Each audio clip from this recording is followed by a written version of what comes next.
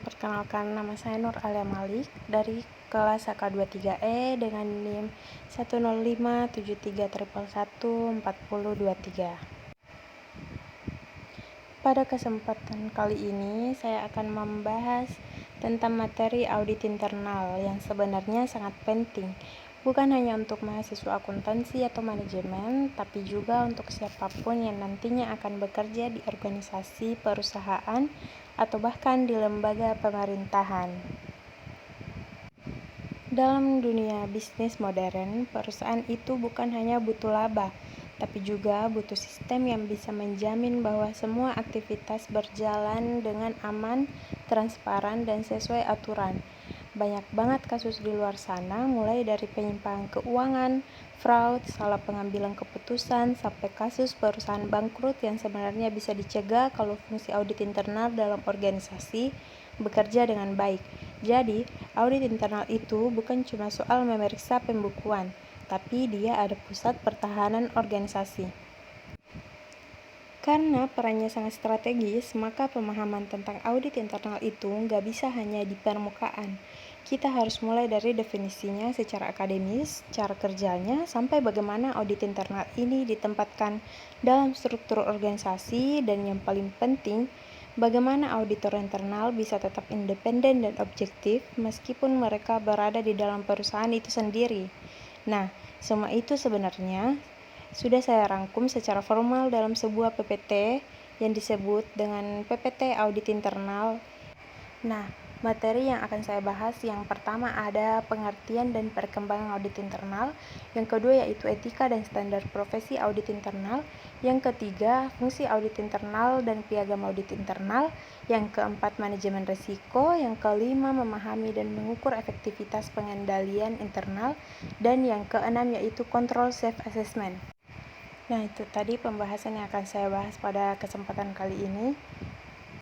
Jadi, mari kita masuk ke pembahasan yang pertama, yaitu di bagian pengertian dan perkembangan.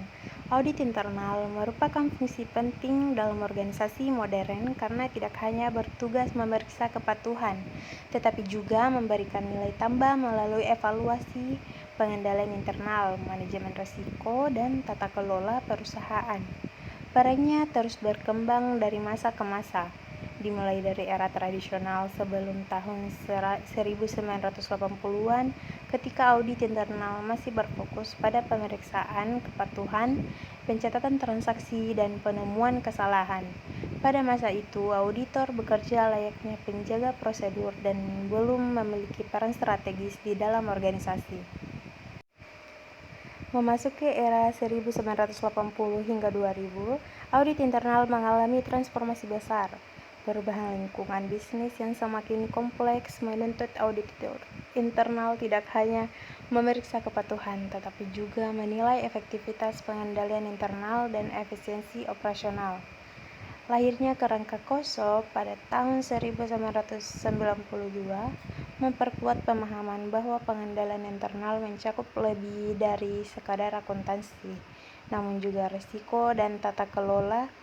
Pada periode ini, audit internal mulai dipandang sebagai profesi yang lebih profesional, terstruktur, dan berperan sebagai konsultan bagi manajemen dalam meningkatkan kinerja organisasinya. Memasuki tahun 2000 hingga sekarang, audit internal berada di era digital. Perubahan besar dipicu oleh skandal korporasi seperti Enron dan WorldCom yang membuat dunia sadar betapa pentingnya pengendalian internal dan transparansi. Pada era ini, auditor menerapkan pendekatan berbasis risiko atau risk-based auditing. Selain itu, teknologi menjadi faktor yang sangat berpengaruh. Auditor kini memanfaatkan data analistik, continuous auditing, kecerdasan buatan, dan sistem audit berbasis komputer untuk mempercepat pengumpulan bukti dan meningkatkan akurasi pemeriksaan. Pada tahap ini, audit internal menjadi mitra strategis manajemen dalam pengambilan keputusan. Etika profesi auditor internal. Yang pertama yaitu integritas, memastikan auditor bekerja dengan jujur dan bertanggung jawab. Nah, yang kedua, objektivitas. Menuntut auditor bersikap independen dan tidak memihak dalam membuat penilaian. Yang ketiga yaitu kerahasiaan, mengharuskan auditor menjaga informasi sensitif yang diperoleh selama audit. Sementara kompetensi mengingatkan auditor untuk selalu meningkatkan kemampuan dan memahami perkembangan teknologi serta risiko baru. Selanjutnya, standar profesi audit internal. Selain etika, auditor juga harus mematuhi standar profesi audit internal atau SPI yang tercantum dalam International Professional Practice Framework. Standar ini mengatur bagaimana audit harus dilakukan, mulai dari syarat keahlian auditor, independensi, hingga bagaimana perencanaan, pelaksanaan, dan pelaporan audit dilakukan. Dengan adanya standar ini, audit internal berjalan secara sistematis, konsisten, dan dapat dipertanggungjawabkan. Selanjutnya yaitu fungsi audit internal. Menurut IEA, secara global, definisi yang menjadi rujukan utama dikeluarkan oleh The Institute of Internal Auditors atau IEA dan diadopsi oleh IEA Indonesia. Definisi ini menyatakan bahwa audit internal adalah suatu kegiatan insurans atau penjaminan dan konsultasi yang independen dan objektif, yang dirancang untuk menambah nilai dan meningkatkan kegiatan operasi organisasi. Lebih dari itu, audit internal membantu organisasi mencapai tujuannya dengan membawa pendekatan yang sistematis dan disiplin untuk mengevaluasi, meningkatkan efektivitas proses manajemen risiko, pengendalian kontrol, dan tata kelola atau governance. Definisi ini menunjukkan bahwa peran audit internal kini telah berkembang bukan lagi sekadar melakukan pemeriksaan transaksi, melainkan menjadi fungsi strategis yang berperan penting dalam mendukung tata kelola perusahaan menyeluruh. Nah, selanjutnya secara akademis. Dari sudut pandang akademis atau Arens Alvin DKK pada 2001 dalam literatur auditing menekankan bahwa audit internal pada dasarnya adalah fungsi penilaian yang independen yang dibentuk di dalam suatu organisasi untuk melayani kepentingan manajemen. Arens Alvin dan yang DKK pada 2001 membandingkan audit internal dengan audit eksternal, di mana fokus audit internal lebih luas, mencakup efisiensi dan efektivitas operasi selain keandalan pelaporan keuangan.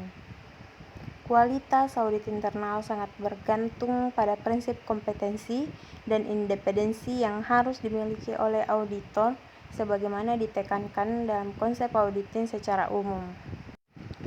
Selanjutnya, piagam audit internal. Piagam audit internal atau audit charter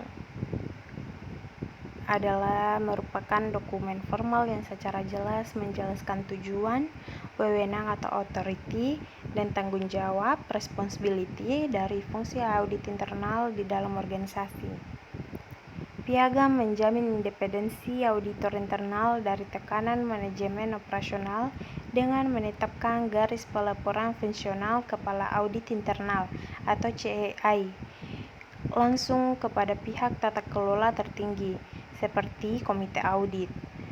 Kewenangan yang diuraikan dalam piagam harus memberikan hak akses penuh dan tidak terbatas ke seluruh catatan, personel, dan properti yang merupakan prasyarat untuk memperoleh bukti yang cukup dan kompeten. Tanpa adanya piagam yang jelas dan disahkan, fungsi audit internal akan rentan terhadap intervensi internal dan kehilangan kredibilitasnya sebagai penjamin mutu yang independen. Bisa kita bilang dokumen ini adalah landasan hukum dan operasional yang memberikan legitimasi penuh bagi auditor internal untuk melakukan pekerjaannya tanpa gangguan atau intervensi dari pihak manapun. Selain itu, piagam audit internal juga mempunyai tujuan utama yang penting untuk dipahami oleh semua pihak yang terlibat dalam organisasi, terutama manajemen dan dewan pengawas, agar fungsi audit bisa berjalan dengan efektif dan selaras dengan kepentingan perusahaan secara keseluruhan. The Institute of Internal Auditors Indonesia atau IAI Indonesia melalui panduannya menegaskan bahwa piagam ini harus menjadi fondasi bagi aktivitas audit internal.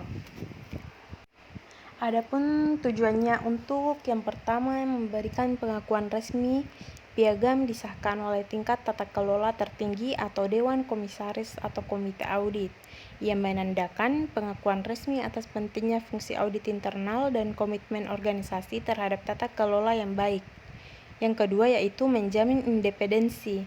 Piagam secara tegas menetapkan garis pelaporan fungsional kepala audit internal kepada pihak tata kelola. Ini adalah mekanisme kunci untuk melindungi auditor dari potensi tekanan manajemen operasional, sejalan dengan prinsip independensi yang disusun oleh Arens Alvin DKK pada tahun 2001. Yang ketiga yaitu mendefinisikan kewenangan dan akses. Piagam memberikan hak akses penuh tanpa batas kepada auditor secara keseluruhan, catatan personel dan properti yang relevan, memastikan bahwa auditor memiliki sarana yang memadai untuk mengumpulkan bukti cukup dan kompeten. Yang keempat atau yang terakhir yaitu menetapkan tanggung jawab. Piagam merinci lingkup kerja audit internal, termasuk penugasan insurance dan consulting, seperti ditekankan Heri pada tahun 2013 sehingga mencegah terjadinya tumpang tindih atau gap pengawasan dengan fungsi lainnya. Tanpa adanya piagam yang jelas dan disahkan, fungsi audit internal akan rentan terhadap intervensi dan kehilangan kredibilitasnya sebagai penjamin mutu yang independen. Selanjutnya masuk kepada materi manajemen risiko. Pengertian manajemen risiko merupakan suatu pendekatan terstruktur dan sistematis dalam mengelola ketidakpastian yang berkaitan dengan ancaman yang dapat mempengaruhi pencapaian tujuan organisasi. Untuk memahami konsep manajemen risiko secara komprehensif, perlu dipahami terlebih dahulu definisi dari risiko itu sendiri. Risiko dapat didefinisikan sebagai kemungkinan terjadinya suatu peristiwa yang berdampak terhadap pencapaian sasaran organisasi. Risiko berhubungan erat dengan ketidakpastian yang terjadi karena kurangnya atau tidak tersedianya informasi yang cukup tentang yang akan terjadi di masa depan. Ketidakpastian ini dapat berakibat menguntungkan atau merugikan bagi organisasi. Selanjutnya yaitu peran.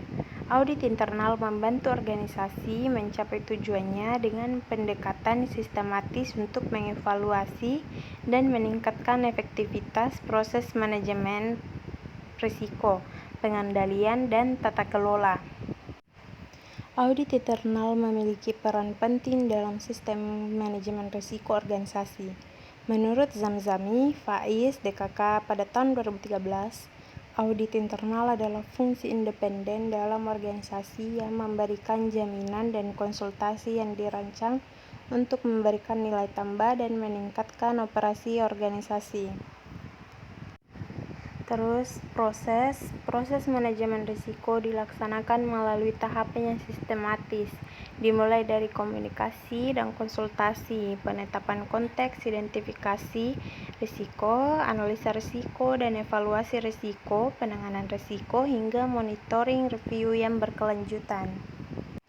Adapun tantangan dalam implementasi manajemen risiko yaitu yang pertama budaya organisasi.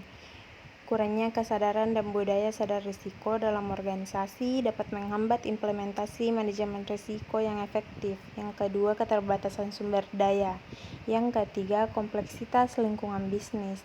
Dan keempat, resistensi terhadap perubahan. Yang kelima, integritas dengan proses bisnis. Baik, selanjutnya pengendalian internal. Pengendalian internal merupakan sistem yang dirancang secara menyeluruh untuk memberikan keyakinan memadai bahwa organisasi mampu mencapai tujuannya secara efektif, efisien, serta patuh terhadap peraturan yang berlaku. Tujuan utama yaitu efektivitas dan efisiensi operasi, keandalan pelaporan keuangan, serta kepatuhan terhadap hukum dan peraturan yang berlaku. Zamzami dan Faiz pada tahun 2018 menjelaskan bahwa efektivitas dan efisiensi Operasi mencerminkan kemampuan perusahaan dalam memanfaatkan sumber daya untuk mencapai hasil optimal. Tanpa sistem pengendalian yang baik, kegiatan operasional dapat berjalan tidak terkendali, menimbulkan pemborosan dan mengurangi produktivitas. Baik, selanjutnya metodologi pengukuran efektivitas. Pengendalian internal. Pada pendekatan ini umumnya melibatkan identifikasi area yang dikendalikan, pengumpulan bukti audit, penilaian terhadap prosedur yang diterapkan, dan analisis kesesuaian antara kebijakan dan pelaksanaannya. Yang kedua, teknik. Harry 2013 menyebutkan bahwa auditor internal biasanya menggunakan kombinasi dari pengujian kepatuhan atau compliance test dan pengujian substantif. Yang ketiga, tantangan. Karena banyak indikator yang bersikap kualitatif, hasil pengukuran seringkali bergantung pada interpretasi evaluator. Selain itu, kompleksitas organisasi juga menjadi tantangan tersendiri. Control Self-Assessment atau CSA merupakan suatu pendekatan dalam sistem pengendalian internal yang melibatkan partisipasi aktif seluruh anggota organisasi, baik manajemen maupun karyawan, dalam menilai efektivitas pengendalian di unit kerja masing-masing. CSA berfungsi sebagai pendekatan modern dalam audit internal yang tidak hanya berorientasi pada pemeriksaan formal, tetapi juga mendorong kesadaran dan tanggung jawab bersama dalam menjaga kepatuhan terhadap prosedur dan pencapaian tujuan organisasi. Yang ketiga, menurut Zamzami Faiz DKK pada tahun 2013, manfaat utama CSA adalah terciptanya partisipasi aktif seluruh anggota organisasi dalam proses pengawasan dan evaluasi sistem kerja. Melalui keterlibatan langsung, setiap karyawan menjadi lebih sadar akan pentingnya pengendalian internal serta tanggung jawabnya terhadap pencapaian tujuan organisasi. Program audit berbasis CSA juga membantu auditor internal dalam menentukan prioritas audit dan meningkatkan efisiensi pengawasan. Baik, mungkin itulah tadi presentasi dari saya dengan materi audit. Kurang dan lebihnya mohon dimaafkan. Wabillahi fisabilil haq, fastabiqul khairat. Wassalamualaikum warahmatullahi wabarakatuh.